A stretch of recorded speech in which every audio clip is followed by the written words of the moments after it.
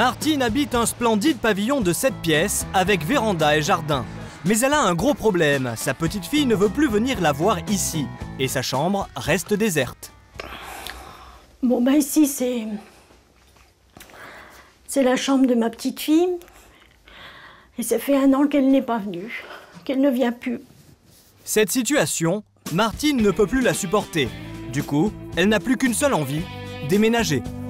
Voilà, alors je me dis que bon, de toute manière, je veux partir. Parce que bon, bah, il y a trop de points négatifs. Il y a trop de points négatifs. Regardez où vit Martine. C'est incroyable. Mardic, son village, est ceinturé d'immenses cheminées. Car depuis 1960, une gigantesque zone industrielle à haut risque se développe à moins de 300 mètres de cette commune du Pas-de-Calais. Et depuis l'explosion d'AZF à Toulouse, Martine vit avec l'angoisse permanente d'un accident. S'il y avait un grave problème dans une usine, je crois que malheureusement tout le village serait rasé. Hein. Martine a d'autant plus de peur que son pavillon est juste à côté d'une usine de pétrochimie. Et la simple rangée d'arbres qui dissimule les cheminées ne suffit pas du tout à la rassurer. On croise les doigts en espérant que jamais rien ne se passera, mais bon. Car des accidents spectaculaires, il y en a déjà eu. Le dernier a d'ailleurs tellement terrorisé sa petite fille que c'est pour ça qu'elle ne veut plus mettre les pieds à Mardic. Ça, c'est ce qui s'est passé en mars 2008. Ça, c'est un incendie dans l'usine en face. Bon, là, il y a eu une torchère de 30 mètres pendant 5-6 heures. Depuis la catastrophe d'AZF à Toulouse, l'État a décidé de renforcer la sécurité des 370 habitants de Mardic. Pour évaluer précisément les risques, les pouvoirs publics ont lancé une étude scientifique qui rendra ses conclusions dans 18 mois. Et c'est cet homme qui supervise l'enquête. C'est une situation qui, au niveau régional, est effectivement atypique, très clairement. Concrètement, pour protéger la population d'une éventuelle catastrophe, l'État hésite entre 2 solutions, l'expropriation générale ou ce qu'on appelle le délaissement. L'expropriation est finalement la mesure la plus forte. Elle ne laisse pas le choix à l'habitant pour quitter son habitation. Le délaissement, dans des cas moins extrêmes, lui laisse le choix. En clair, si c'est le délaissement qui est finalement choisi dans 18 mois, les habitants pourront rester, mais à leurs risques et périls. En cas d'accident, l'État ne sera donc pas responsable des dommages. À Mardic, ce problème empoisonne la vie du maire depuis plus de 20 ans, car la dangerosité du village a déjà été plusieurs fois évaluée.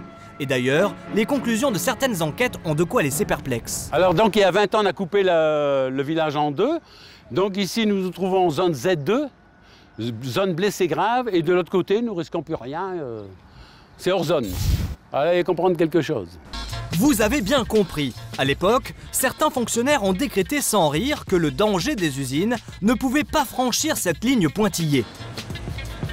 C'est idiot, bon, bah, que voulez-vous, on est obligé de s'incliner. Bon, bah, c'est des lois, c'est des règlements, c'est l'État qui prend ses responsabilités. Nous, on n'y peut rien. Hein. Quoi qu'il en soit, dans 18 mois, le problème sera donc réglé d'une façon ou d'une autre. Mais d'ici là, les habitants sont en sursis.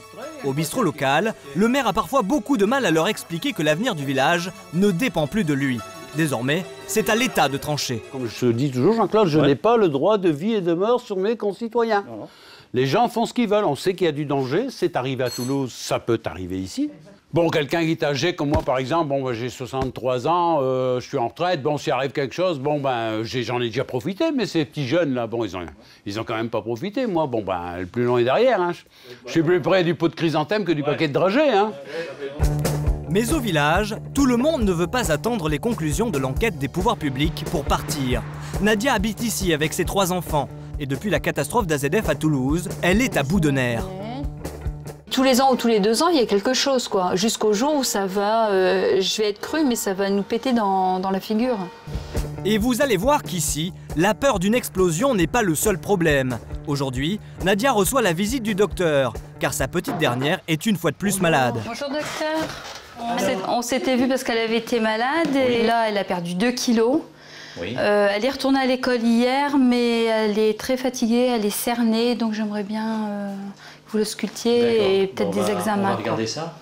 Le docteur Philibert examine la petite Axelle et son diagnostic est rassurant. Mais il profite de sa visite pour parler de la situation sanitaire du village. Et selon lui, il n'y a aucun doute. La proximité des usines chimiques est directement responsable de certaines maladies des habitants. On s'aperçoit qu'il y a beaucoup plus de cancers. Ça, c'est évident. C'est évident. Cancer de la gorge, cancer des poumons, cancer des bronches. Donc ça, on est une région particulièrement touchée. Le docteur n'exagère pas. Dans la communauté de communes de Mardic, le taux de mortalité est supérieur de 26% à la moyenne nationale. Nadia est persuadée que c'est à cause de la zone industrielle. C'est pour ça qu'elle veut partir. Moi, en ce qui me concerne, je veux partir. Moi, mon point de vue, ce serait de retrouver, d'avoir les moyens de refaire la même maison ailleurs. Comme Nadia, Martine veut quitter Mardic sans attendre. Mais avec un tel environnement, elle va avoir du mal à vendre son pavillon. Alors, pour le faire estimer, elle a pris rendez-vous avec Cyril, un agent immobilier de la région, qui repère immédiatement les points faibles du pavillon. Donc, c'est vraiment un mix de toute négation en un en fait. C'est-à-dire aussi bien les camions, les usines que les odeurs, quoi. Et dans le jardin, bien sûr, ces mauvaises odeurs sont encore plus difficiles à supporter. Lorsqu'on est à l'extérieur, on le sent quand même assez au niveau des odeurs en fait. Ah, ben nous, on sent plus rien. Hein. Oui, on a... dedans en fait. Que nous qui venons de l'extérieur, en fait, automatiquement, ça nous prend. Hein.